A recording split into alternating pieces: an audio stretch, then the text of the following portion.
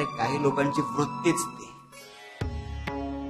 समुद्रात बुडतात तेव्हा दोष समुद्राला देतात. ध्येय गाठता आलं नाही की दोष नशिबाला द्यायचा. स्वतःच्या चुकीमुळे ठेस लागून पडले तरी दोष दगडाला द्यायचा. त्यानंतर सांभाळ स्वतःला. स्वतःच्या चुकांचा स्वीकार कर. हे आयुष्य फार मोठं आहे आणि तुझ्या या चुकांमुळे तू कुटुंबापासून दूर होत चाललायस. वेळीच सावर स्वतःला, नाहीतर परतणं अवघड होईल. शिवा शंकर नमामि शंकर. शिवशंकर शंभो.